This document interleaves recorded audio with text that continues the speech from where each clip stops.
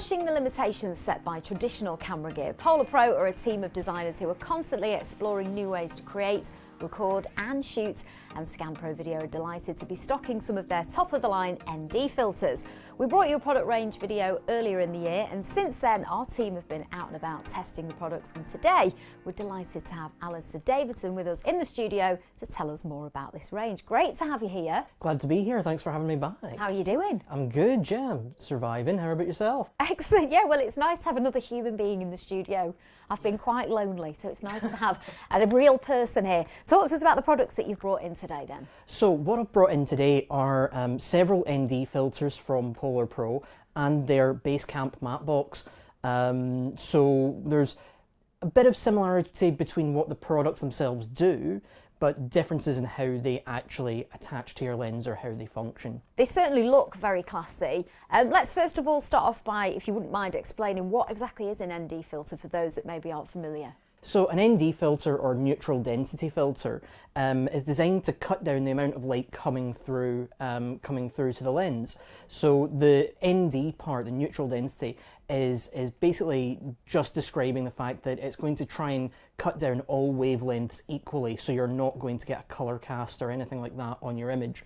But these are really handy if, for example, you want to keep a shallow depth of field by keeping the iris of the lens open. You can attach one of these to the front of your lens, so it stops the amount of light coming down without having to close down the iris of the lens itself. Now, one of the drawbacks of an ND filter is they come in fixed sizes. So you see I have one attached to the front of this lens here, but if I wanted to take that filter and attach it to another lens that might not be as wide, or it might be wider at the front, I have to use things like this. These are step-up rings. Okay. So I can screw these into the front of the lens and actually fit this to the step-up ring instead. So I can see you've got a couple of different boxes there with the ND filters. Can you talk us through the differences between them? Yeah, sure. So I have four here. I have two quartz lines, so these are ranges from Polar Pro themselves. So there's a standard 2 to 5 ND filter there. They also do, I believe it's a 6 to 8 or a 6 to 9 ND filter. They have the circular polarizer there to help with image saturation. And we also have two of the Peter McKinnon signature variable ND filters. So we have the standard 2 to 5 variable ND filter and the mist model as well. So that gives you a much sort of more filmic look, softer highlights. And the Peter McKinnon signature ones were designed in conjunction with Peter McKinnon themselves. If you're sort of new to the market of ND filters or just lens filters in general, a good thing to keep in mind is that these do sit in front of your lens, so they are going to affect the image quality. So if you go very cheap with them, then you're more than likely going to negatively affect the image quality that you're dealing with. So generally, you know, something like the quartz line models from Polar Pro, absolutely fantastic starting point for those that, you know, are a bit more serious with their work in terms of, you know, trying to get the best possible performance and quality. Then the Peter McKinnon ones are absolutely fantastic. Okay, so you mentioned the matte box. What's the difference between the ND filters and the matte box? What does this do?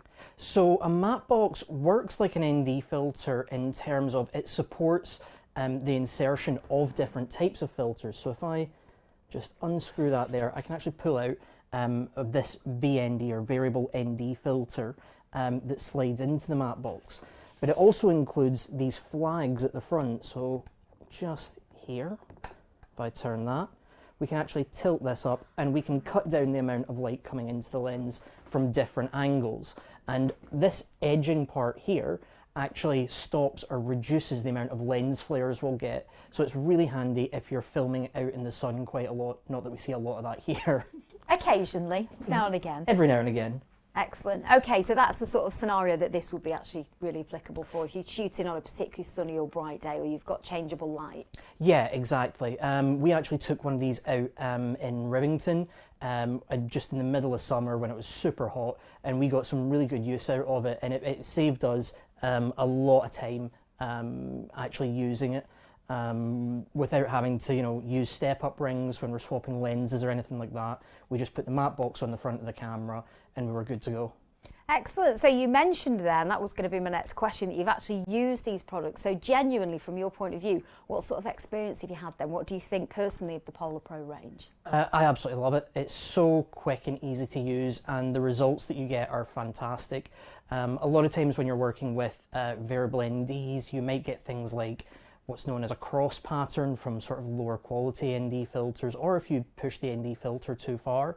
But everything in terms of the image quality through the filters and through the filters in the matte box is absolutely fantastic.